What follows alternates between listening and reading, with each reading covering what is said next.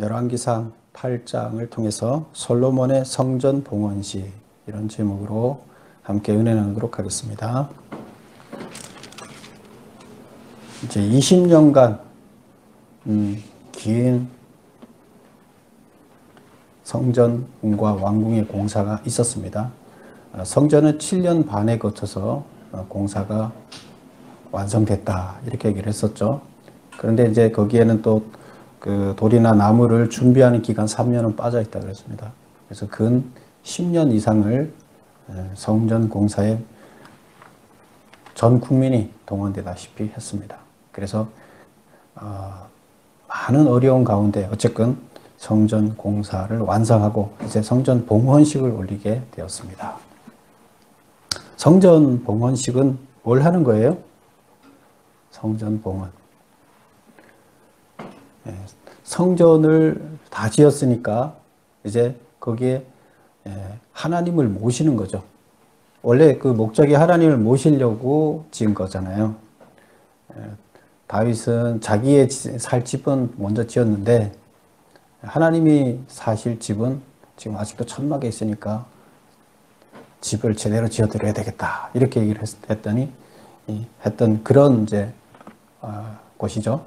그래서 거기에 이제 완공됐으니까 하나님을 모시는데, 그러면 하나님을 모신다는 게 구체적으로 또 어떤 것을 하는 거예요? 하나님을 상징하는 언약궤가 있었죠. 그래서 하나님이 계시다는 것을 상징하는 언약궤가 있는데 그 언약궤를 그 안에 모시는 겁니다. 그래서 성전 안에, 성전에는 앞쪽에 성소와 그리고 그 안쪽에 지성소가 있는데 안쪽에 하나님이 계신 지성소에 하나님의 궤를 모시는 거죠. 그래서 그 일을 지금 하는 겁니다. 그럼 모시려면 언약궤만 딱 모시면 되는 거 아니죠.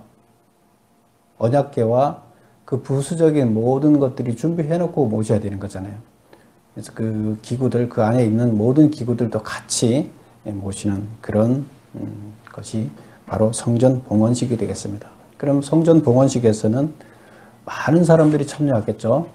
전 국민들이 다 참여할 수 있는 사람들은 참여해서 거기에서 함께 봉헌식을 거행하게 되는 거고, 또 다 모였던 사람들이 그 좋은 일에 잔치를 벌이게 됩니다.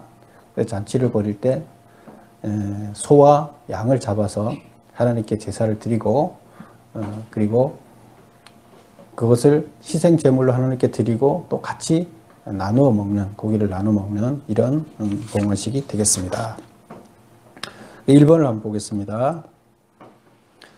성전 봉헌식이란 무엇을 말하는가? 궤의 채가 오늘날까지 그곳에 있었다는 말은 무슨 뜻인가? 궤 안에는 돌판 외에는 아무것도 없더라는 말은 무슨 뜻인가? 그래서 지금 우리가 그 1절부터 8장 1절부터 그 11절까지 우리가 오늘 읽은데 11절까지가 무슨 말이냐, 뭘 하는 내용이냐? 언약궤를 성전으로 옮기는 작업입니다. 1차적으로 언약궤를 성전으로 옮기는 내용을 쭉 적어놨는데요.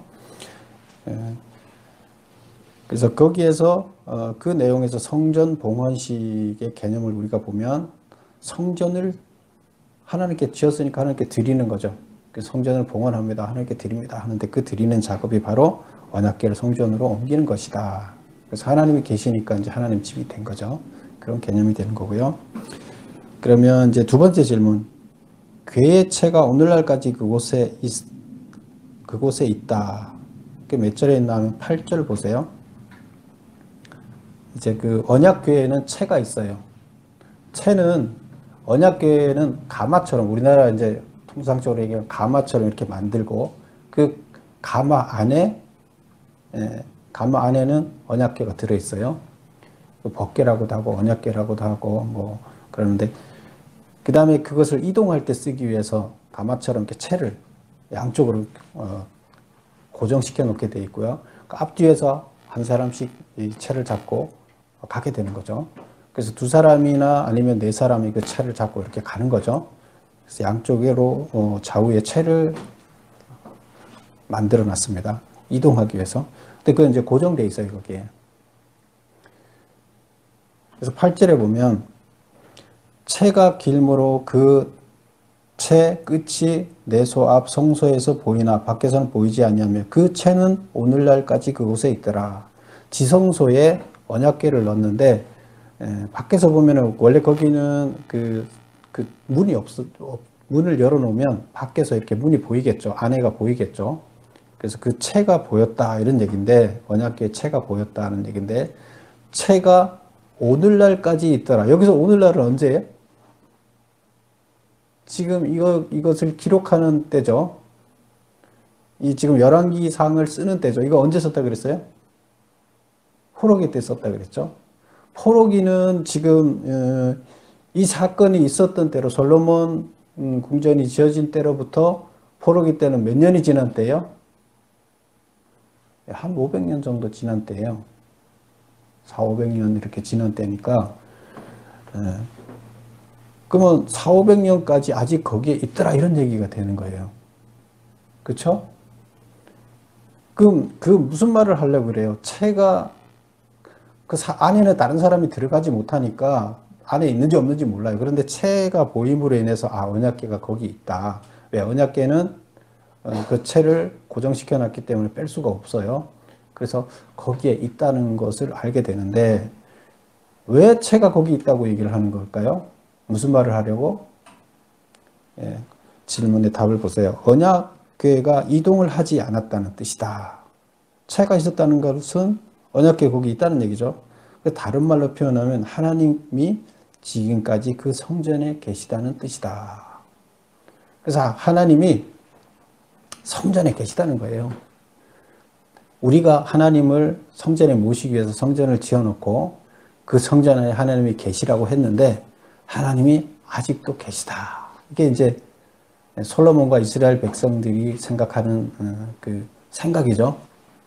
그러니까 하나님을 성전 안에 모시기를 원했고 그래서 언약궤를 모셨는데 그게 계속 있으니까 500년이 됐는데도 그 안에 있더라.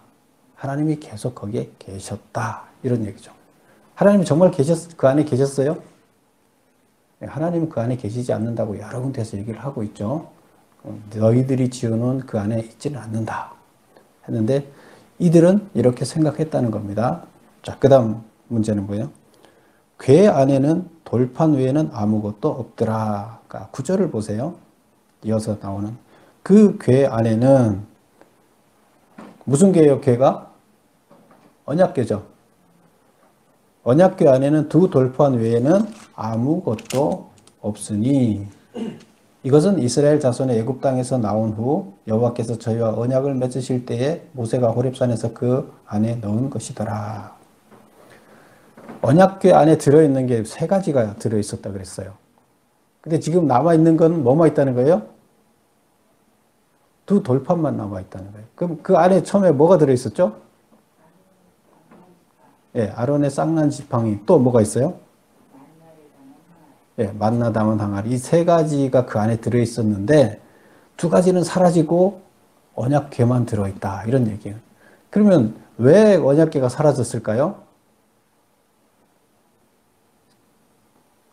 이 천막 같은 데 있으니까 아무나 이렇게 드나들 수 있고 있어서 쉽게 도난을 당할 수 있는 거 아니냐. 그런데 성전을 딱 지어놓고 견고하게 해놓으면 함부로 누가 다닐 수 없으니까 그래서 잊어버리지 않을 것이다. 그럼 하나 남은 돌판, 이것은 하나님의 하나님의 율법을 담은 건데 이거 잊어버리면 안 된다. 근데 이거 하나 남았는데 이거 맞아 잊어버리면 안 되지 않느냐. 이런 의미가 담겨져 있는 거죠. 그래서 지금 안 잊어버리려면 뭘 해야 된다? 성전을 지어야 된다. 이런 얘기가 되는 거예요. 3번, 바로 3번 볼게요. 그 안에 있던 아론의 쌍난 지팡이와 만나를 담은 항아리는 이미 분실되었다. 돌판마저 분실되지 않도록 하기 위해서는 성막이 아닌 견고한 성전이 필요하다는 뜻이다. 결국 무슨 얘기를 하는 거예요? 성전을 지은 근거가 성전을 왜 지어야 하는가? 돌판을 우리가 잘 지켜야 되기 때문에 중요한 돌판, 하나님의 율법을 잘 지켜야 되기 때문에 지어야 된다. 이제 이런 얘기를 하려는 거죠. 언약궤가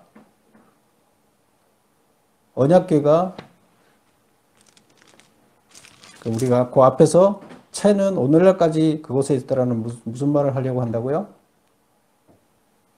채는 그곳에 있더라는 뭘 말하고자 한다고요?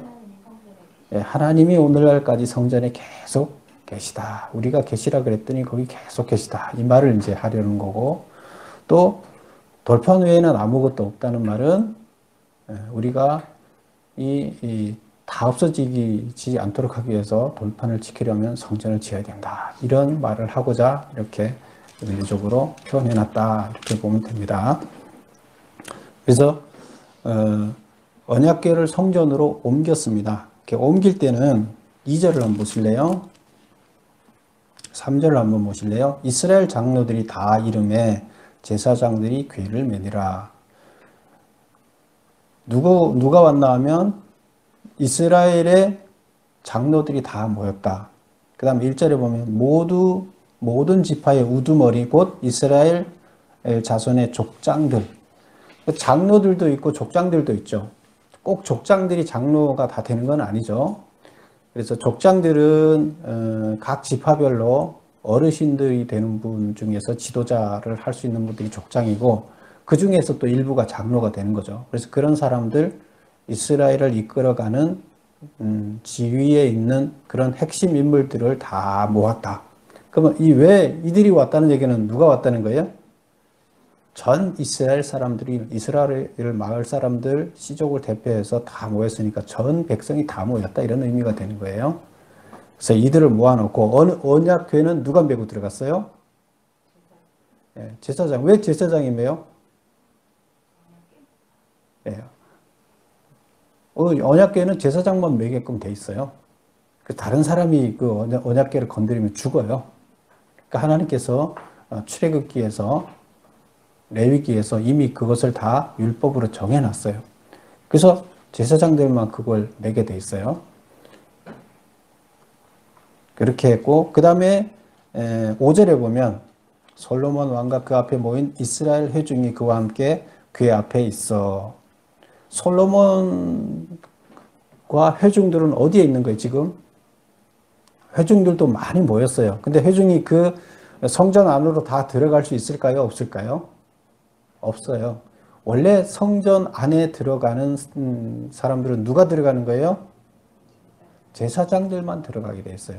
그래서 백성들은 성소 안으로 들어갈 수는 없어요. 근데 바깥에 뜰에는 들어갈 수 있지만, 재물을 가지고 들어갈 수 있지만, 워낙 많으니까 지금 제사장 성전 바깥뜰, 바깥에 있어요. 성전 문 바깥에 대규모의 사람들이 모여서 그 광경을 지켜보고 있습니다. 그 다음 이제 나오는 이야기가 12절부터 먼저 그걸 한번 보고 가겠습니다. 10절을 한번 보겠습니다. 제사장이 성소에서 나올 때에 구름이 여호와의 성전에 가득하매. 구름이 여호와의 성전에 가득했다. 구름이 성전에 가득했다. 이것은 뭘 표현하는 거죠? 그 다음 마주 읽어볼게요. 11절. 제사장이 그 구름으로 말미암아 능히 서서 섬기지 못하였으니 이는 여호와의 영광이 여호와의 성전에 가득함이었더라. 구름이 가득하다는 것은 뭐라고 설명하고 있어요? 하나님의 영광이 가득했다는 말이라는 거예요. 구름이 성전에 가득했다. 근데 하나님이 나타나실 때는 우리 모세오경에다 보면 하나님이 이스라엘 백성 앞에 나타나실 때는 천지가 요동을 합니다. 하나님의 피조물들이 그 하나님이 등장하는 앞에, 나타나는 앞에 가만히 있을 수가 없어요. 모든 천지가 진동을 하고 요동을 하게 돼요. 근데 그 중에 사람들 앞에 하나님의 모습을 드러나지 않기 위해서 구름으로 하나님과 사람 사이를 가려요. 왜 그래요? 하나님은 너무나 강렬한 빛이기 때문에 우리 인간들은, 죄를 지니고 있는 우리 인간들은 그 빛에 비치면 다 죽게 돼 있다고 그랬어요. 그래서 우리 인간들을 보호하기 위해서 하나님의 그 거룩한 빛이 바로 비치지 않게 하기 위해서 구름으로 가립니다. 그리고 하나님이 나타나세요. 그래서 하나님이 나타나신다 그러면 온 천지가 진동을 하면서 피조물들이 가만히 있을 수가 없으니까 진동을 하고 구름으로 그를 가립니다. 그래서 구름이 하나님이 나타나셨다는 표현을 어떻게 해요? 구름이 거기를 덮었다 이렇게 이제 표현을 하고 있습니다. 그래서 여기서 10절에 제사장이 성소에서 나올 때 구름이 여호와의 성전에 가득했다. 그럼 뭔 말을 하자는 거예요? 하나님이 여기 임재하셨다 이제 얘기를 하는 거예요. 11절에 제사장이 구름으로 말미암아 섬기지 못하였으니 이는 여호와의 영광이 여호와의 성전에 가득하며, 영광이 가득하다는 얘기는 하나님이 기뻐하시고 하나님께서 그 성전을 받으셨다. 이제 이렇게 기뻐 받으셨다. 이렇게 표현을 하고 있습니다. 이 말은 누가 기록한 거예요? 네, 역사가들이 기록한 것을 작가가 여기다 옮겨 놓은 거예요. 그러면 이것은 진실인가 아닌가는 지금 우리가 작가가 판단하라고 정황을 앞뒤 정황을 보면서 판단하라고 이제 이야기를 하는 거예요. 여러분 어떻게 생각하세요? 하나님께서 그 성전에 임재하셨을까요? 안 하셨을까요? 자, 2번 보겠습니다. 거기에 대한 답을 한번 보겠습니다. 구름이 성전에 가득하다는 말은 무슨 뜻인가? 그 두 가지 의견이 나뉩니다. 일부 학자들은 진짜 구름, 즉 하나님의 영광이 임한 것으로 보고 하나님이 성전을 기뻐 받으셨다고 본다. 그래서 성전 건축이 마음에는 들지 않더라도 성전을 하나님께서는 그냥 뭐 해라 해서 한 건 아니니까 자기들 마음대로 했는데 어쨌건 만들어놨으니까 하나님께서 그냥 허용한 것으로 이렇게 볼 수 있다고 보는 거예요. 이런 학자들은. 근데 또 일부 학자들은 어떻게 보냐면 많은 양의 희생 제물을 태우는 연기다. 그것은 구름이 아니다. 하나님이 등장할 때 나타나는 그 구름이 아니고 그 연기고 하나님의 영광이 임하지 않은 것으로 본다. 이렇게 두 가지 주장합니다. 뭐가 진짜인지는 뭐 우리가 결정을 해야 돼요. 우리가 뭘 믿을까 하는 각자가 알아서 결정을 해야 되는 거죠. 뭐가 진짜인지는 우리는 잘 몰라요. 우리가 못 봤으니까. 그러나 정황상으로 봤을 때는 우리는 각자 심중에 느끼는 것이 있겠죠. 근데 두 개의 학설을 어느 걸 택하더라도 하나님께서 기뻐하지 않았다는 거예요. 그렇죠? 근데 하나님께서 기뻐하지 않아서 임재하지 않았다고 볼 수도 있고, 또 하나님께서 기뻐하지는 않았지만 백성들이 다 와서 예배를 드리니까 그냥 성전이니까 허용했다. 그 이스라엘 백성들이 왕을 달라고 할 때 하나님 원래 왕 세우는 거 원치 않았잖아요. 그런데 하도 왕을 달라고 하니까 어떻게 했어요? 그냥 허용했어요. 그리고 신약에서도 왜 그 두 아들이 있었는데 맏아들은 그냥 집에서 살고 있고 둘째 아들은 아버지 나 재산 미리 좀 나눠주세요. 나 그 재산 가지고 나가서 밖에 가서 돈 많이 벌고 성공해야 되겠습니다. 하고 쫄르니까 아버지는 그 둘째 아들이 나가서 망할 줄 알지만 그래서 안 된다고 했죠. 근데 하도 쫄르니까 망할 거 알고 그냥 재산 나눠주고 내보냈어요. 왜 그랬어요? 그냥 허용을 한 거예요. 그냥 망할 줄 알았지만 망하고 다시 또 돌아올 줄도 안 거죠. 그리고 나면 철이 들 거니까.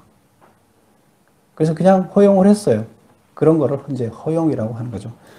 그럼 이제 여기서 보면 하나님께서는 성전 짓는 걸 마음에 들어 하지는 않았지만 허용했을 수도 있다. 뭐 이렇게 볼 수도 있는 겁니다. 자, 다음 보겠습니다. 그래서 이제 다음 이제 12절부터 나오는 21절까지는 성전 봉헌 연설을 하는 이야기예요. 연설. 그래서 12절부터 21절까지는 성전에다가 먼저 그 기구들을 다 넣고 언약궤까지 모신 다음에 먼저 연설을 해요. 무슨 연설을 하는가 볼까요? 솔로몬의 연설 요지는 하나님이 그의 입으로 내 아버지 다윗에게 약속한 것을 이제 그의 손으로 이루셨다는 것이다. 연설의 요지가 뭐라고요? 하나님이 그의 입으로 내 아버지 다윗에게 약속한 것을 이제 하나님이 그의 손으로 이루셨다. 이것이 연설의 요지예요. 그러면 이제 무슨 뜻이냐? 여기서 솔로몬은 여기서 약속한 것은 무엇이고 이루신 것은 무엇이라고 설명하고 있는가? 그리고 이렇게 연설한 이 연설의 문제점은 뭔가 이걸 살펴보는 거예요. 1번 보세요. 약속한 것을 하나님이 약속한 것을 다윗에게 약속한 것을 이뤘다 그러는데 약속한 것은 다윗의 아들로 하여금 성전을 건축하게 하겠다. 그런 약속을 하나님께서 다윗한테 하셨다. 그리고 그 약속을 이루었는데 그 이룬 것은 어떻게 이루었느냐? 다윗의 아들이 누구냐? 솔로몬. 자기가 솔로몬을 아들로 삼으시고 하나님이 솔로몬을 그 다윗의 아들로 삼으시고 아들 여럿 중에서 거기서 말한 아들로 삼고 솔로몬이 성전을 건축하도록 하셨다. 이런 얘기예요. 그래서 성전 건축을 아들이 하게끔 해줄게 하고 다윗에 약속한 것을 자기를 통해서 성전 건축을 했다. 그래서 나는 하나님께서 아들로 인정한 자다. 그리고 나는 그래서 그 성전을 건축했다. 그래서 이것은 하나님이 계획하고 하나님이 이루신 것이다. 내가 계획하고 내가 한 것이 아니다. 이렇게 얘기를 합니다. 그럼 이게 맞나요? 이 말이 맞는가요? 그러면 지금 연설, 1장 연설을 거기 모인 사람들한테 하고 있는데 이 연설이 뭐가 잘못됐는가? 이제 그걸 보는 거예요. 연설의 문제점은 나단과 다윗이 만든 성전 건축 계획이 하나님의 계획이라고 믿었다는 거예요. 그 계획은 하나님이 계획을 세워서 성전 건축하라는 계획을 세운 게 아니었죠. 나단이 다윗하고 성전 건축을 하겠다고 다윗 계약을 만들어냈다 이렇게 얘기를 했었죠. 근데 그것을 하나님의 계획이라고 이제 믿고 있는 게 일단 잘못이고, 두 번째는 자신이 하나님의 계획을 이루었다고 믿는 것이다. 하나님의 계획이 아니었죠. 하나님의 계획을 이룬 것이 아니라 나단의 계획을 이룬 거죠. 나단과 다윗의 계약을 이룬 거죠. 그래서 하나님의 계획이라고 생각했는데 그는 하나님의 계획이 아닌 것을 계획이라고 잘못 알고 있었고, 잘못 알고 있었기 때문에 나단의 계획을 이룬 것을 하나님의 계획을 이룬 것이다. 이렇게 잘못 이해했다. 그리고 그것을 잘못 이해한 것을 자기가 바로 알고 있는 양 모든 사람들한테 설교했다. 백성들한테. 이런 얘기가 되겠습니다. 그래서 그 내용이 이제 21절까지 나와 있는데 문제점에 대해서는 여기 나와 있지 않죠? 이것은 이제 제가 설명하는 거고 12절부터 나와 있는 21절까지 나와 있는 내용은 그냥 그가 한 설교만 나와 있는, 연설만 나와 있는 거예요. 그래서 그것을 어떻게 볼 것인가는 제가 부연 설명을 한 것입니다. 그 다음에 이어지는 얘기가 솔로몬의 기도가 되겠습니다. 제일 처음에 다시 한번 볼게요. 절차가 처음에 언약궤와 그 부속 기구들을 성전에 모셔놓고 모인 백성들 앞에 연설을 하고, 연설을 하는 내용이 뭐라고요? 하나님이 성전을 지으라 그래서 내가 지었다. 이게 이제 내가 마음대로 한 게 아니라 지었다. 이렇게 연설을 했다는 거예요. 근데 그 연설은 잘못 이해한 것이다. 하는 거죠. 그리고 나서 이제 연설을 했으니까 하나님 앞에 기도를 드리는 거예요. 근데 기도를 드리는데 기도에는 이제 두 가지 기도를 드립니다. 처음에는 봉헌 기도, 성전을 하나님께 봉헌합니다, 봉헌 드립니다 하는 기도를 하는 거고요. 두 번째 이제 기도는 그 이스라엘 민족을 위한 이제 기도를 하게 되는 겁니다. 그리고 이제 마지막에 가서 기도를 한 번 더 하는데 그건 이제 축복 기도. 세부적으로 나누면 세 가지 기도가 되는 거죠. 그래서 봉헌 기도, 그 다음에 백성들을 위한 기도, 축복 기도, 이렇게 세 가지로 나눠볼 수 있어요. 그러면 그 세 가지 기도들 내용을 아주 길게 장황하게 기도의 전문들을 다 기록해 놓고 있는데 우리는 핵심 내용이 뭔가만 이제 정리를 해볼게요.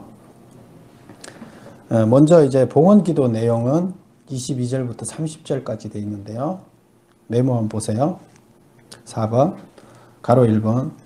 다윗에게서 나서 왕위에 앉을 사람을 끊어지지 아니하겠다고 한 말씀을 지켜주소서. 이게 기도의 내용이에요. 봉헌 기도의 내용이. 다윗에게서 나서 왕위에 앉을 사람을 끊어지지 아니하겠다고 한 말씀을 지켜주소서. 이게 무슨 말이에요? 다윗의 아들을 통해서 영원히 대가 이어지게끔 하겠다 하는 말을 지켜달라는 거예요. 근데 이건 누가 한 말이라고요?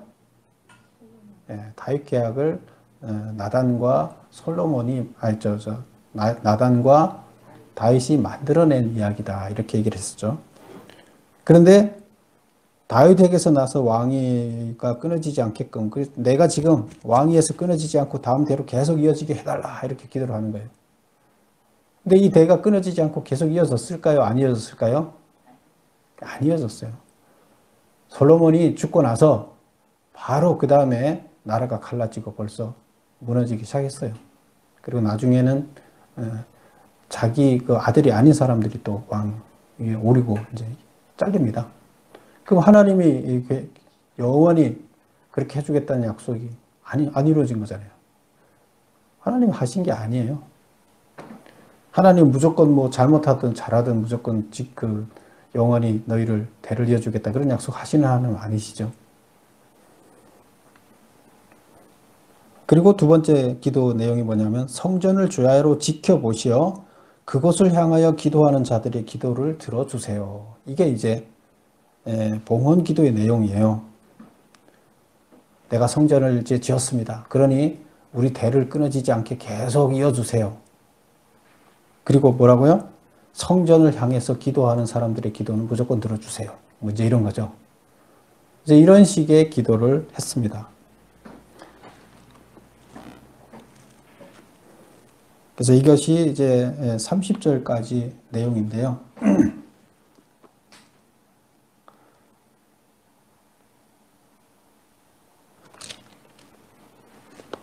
25절을 한번 읽어보겠습니다. 대표적인 구절 25절 이스라엘의 하나님 여호와여 주께서 주의 종 내 아버지 다윗에게 말씀하시기를 내 자손이 자기 길을 삼아서 내가 내 앞에서 행한 것 같이 내 앞에서 행하기만 하면 내게서 나서 이스라엘 왕위에 앉을 사람이 내 앞에서 끊어지지 아니하리라 하셨사오니 이제 다윗을 위하여 그 하신 말씀을 지키옵소서. 하나님한테 약속 지키라고 이제 기도하는 거예요. 이제 다윗을 위하여 그 하신 말씀을 지켜주셔서 왕이 안 끊어지게끔 꼭 지켜주십시오. 약속했지 않습니까? 그 다음 26절 그런즉 이스라엘의 하나님이여 원하건대 주는 주의 종 내 아버지 다윗에게 하신 말씀이 확실하게 하옵소서. 그 약속을 확실하게 지키십시오. 이렇게 기도하는 거예요. 뭔가 좀 기도가 이상하죠. 하나님 협박하는 것 같죠. 대 안 끊어지게끔 내 대가 계속 이어지게끔 해주십시오 하고 협박하듯이 이제 기도를 하는 거죠. 그 다음에 29절 한번 보겠습니다. 주께서 전에 말씀하시기를 내 이름이 거기 있으리라 하신 곳 이 성전을 향하여 주의 눈이 주야로 보시오며 주의 종이 이곳을 향하여 비는 기도를 들으시옵소서. 그래서 주의 종이 이곳을 향하여 비는 기도, 이곳을 향하여 기도를 할 테니까 들어주십시오. 이제 이런 얘기가 되는 거예요. 그래서 그 대표적인 구절을 이렇게 메모해 봤고요. 그 다음 이제 31절부터 어디까지가 되나 하면 끝에까지 53절까지 나오는 이야기가 무슨 기도냐. 솔로몬의 민족을 위한 7가지 기도 내용인데 메모한 거 보겠습니다. 너무 길죠. 그래서 7가지 기도가 있는데 그 메모한 제목만 보세요. 사회 질서를 위한 기도. 누가 범죄를 했거나 이랬을 때 기도하면 들어주십시오. 옳은 판단을 할 수 있게끔 해주십시오. 정의가 구현되게 해주세요 하는 기도. 그 다음에 패전민의 강구. 전쟁을 하고 졌을 때 거기서 기도를 하게 되면 어디를 향해서? 주의 성전을 향해서 기도를 하게 되면 들어주십시오. 또 가뭄에 대한 간구. 이 나라가 가뭄이 들었을 때 주의 성전을 향해서 기도를 하게 되면 들어주십시오. 또 그 다음 재난에 대한 기도. 뭐 지금처럼 코로나 사태 같은 이런 재난이 왔을 때 하나님 기도 들어주십시오. 이방인의 기도. 이방인이라 할지라도 주의 성전을 향해서 기도를 하게 되면 들어주십시오. 군사적 도우심에 대한 간구. 포로민의 간구가 주의 성전을 향하거든 하늘에서 들으시고 응답하셔서. 포로가 됐을 때 돌아오게 해달라고 기도를 하게 되면, 주의 성전을 향해서 기도하게 되면 하늘에서 들으시고 응답해 주십시오. 이제 이런 내용이 쭉 있습니다. 그래서 한 가지만 볼게요. 이 중에서 맨 마지막 구절이 몇 절인가요? 53절이 되는데요. 어디서부터 나오냐면 46절부터 53절까지가 길게 포로에 대한 이야기가 나옵니다. 46절을 한번 볼까요?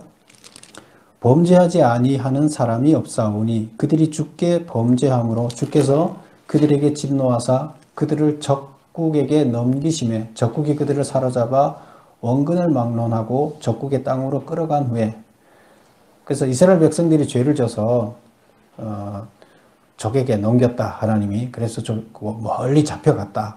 그 이스라엘 백성들을 끌고 갔다. 47절 그들이 사로잡혀간 땅에서 스스로 깨닫고 그 사로잡은 자의 땅에서 돌이켜 주께 간구하기를 우리가 범죄하여 반역을 행하며 악을 지었나이다 하면 어떻게 해달라? 48절 끝에 보면 성전 있는 쪽을 향하여 주께 기도하거든.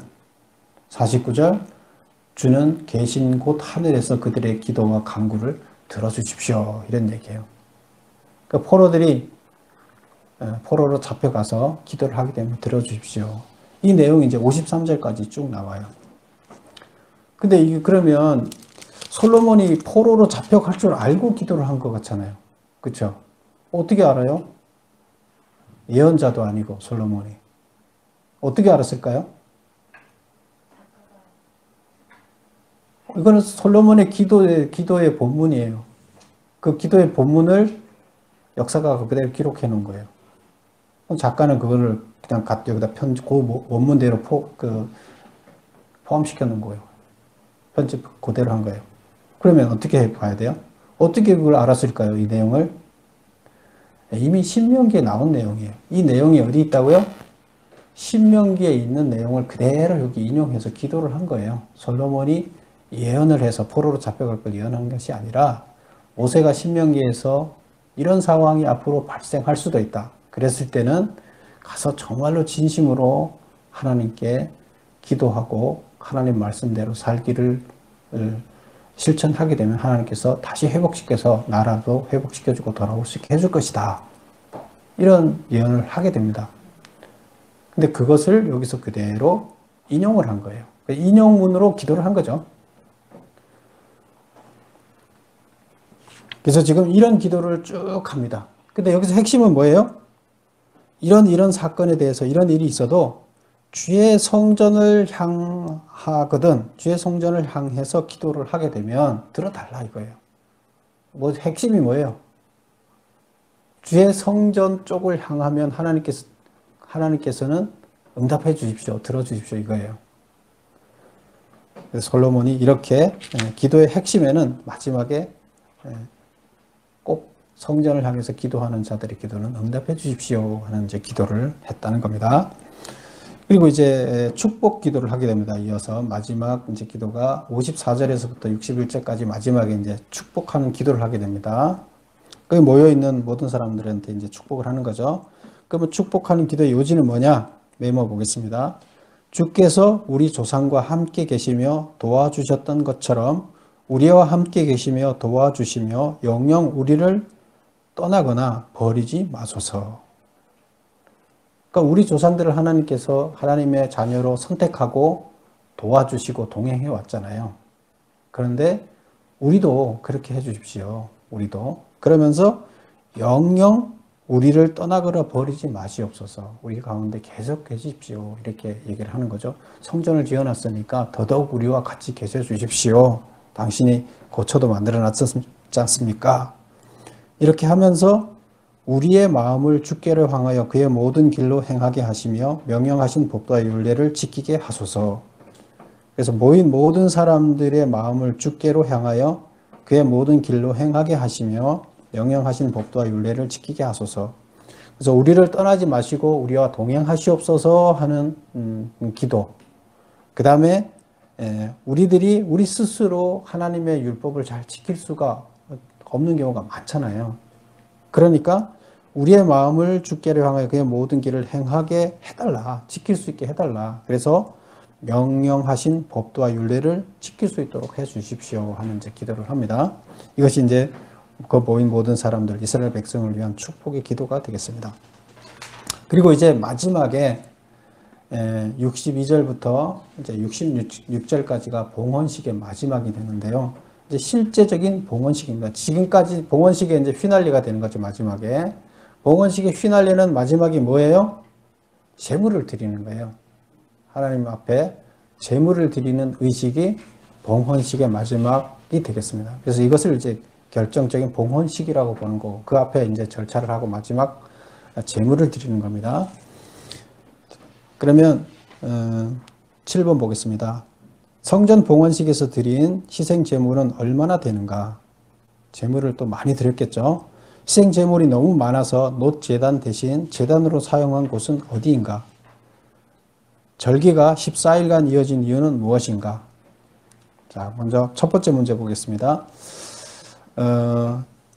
희생 제물을 얼마나 드렸는가? 63절을 볼까요? 솔로몬이 화목제 희생 제물을 드렸으니 곧 여호와께 드린 소가 몇 마리예요? 22,000마리.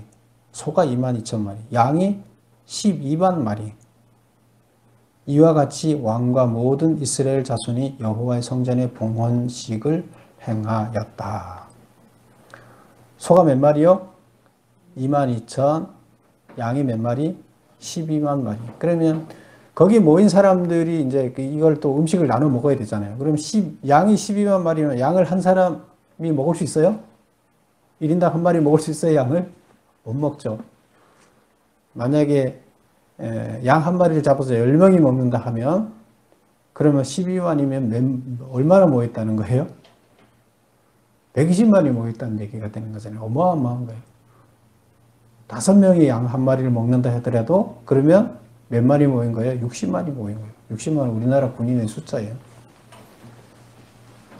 하여튼 대단한 사람들이 모여서 이렇게 희생 제물을 드리고 그걸로 잔치를 벌였다. 이런 얘기가 되겠습니다.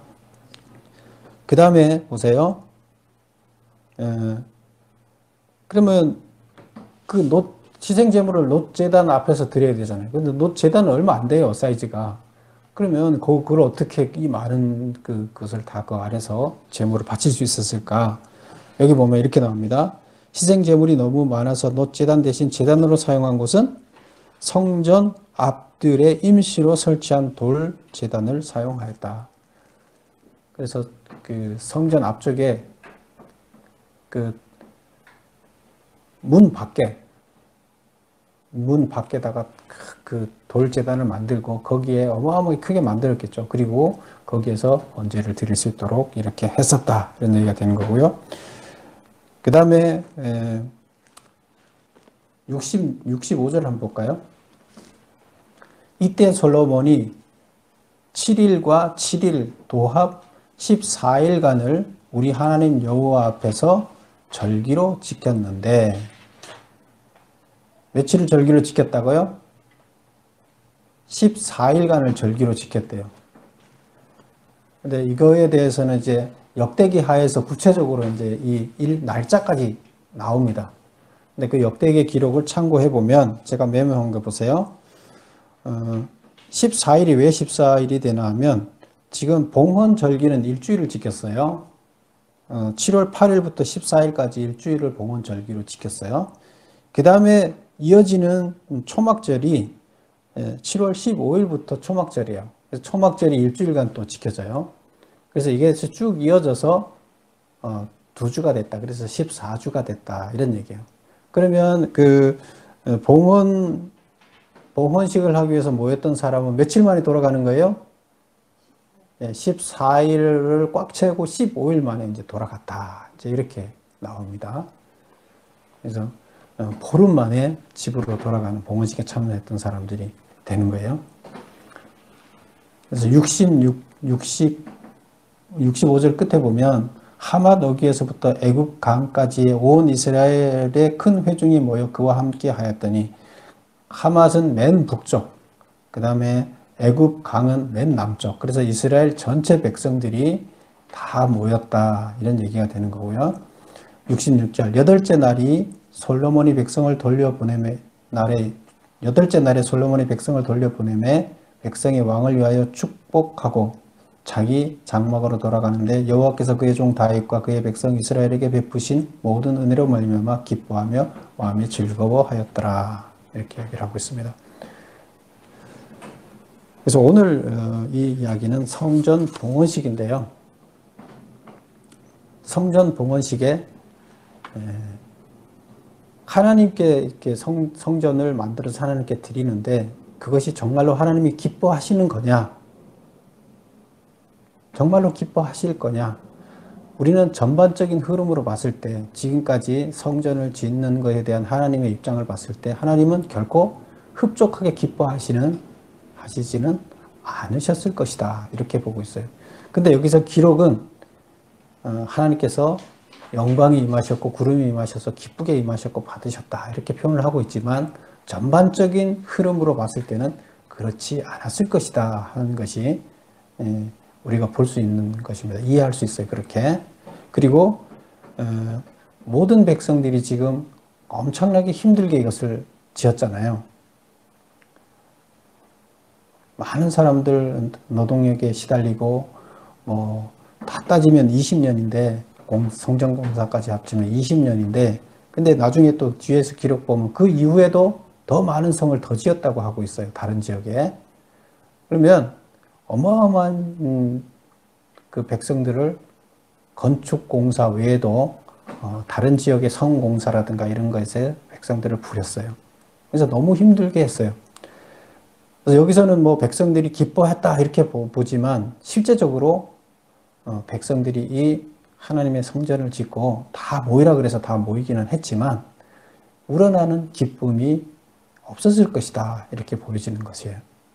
하나님도 기뻐하는 자리가 아니었고 백성들도 결코 기뻐하는 자리가 아니었다. 그러나 솔로몬은 강제로 초청해서 동원해서 많은 백성들을 모이게 하고 거대한 행사를 만들어서 하나님이 대단히 기뻐하시는 큰 행사로 만들고 다른 사람들이 외부에서 지켜봤을 때는 정말로 어마어마한 큰 행사, 하나님 축복한 큰 행사가 되는 것처럼 보여지게 했다 하는 것입니다. 근데 이것이 바로 외부 모습, 외부로 드러나기를 바라는 이런 정치가들의 행위와 다르지 않다.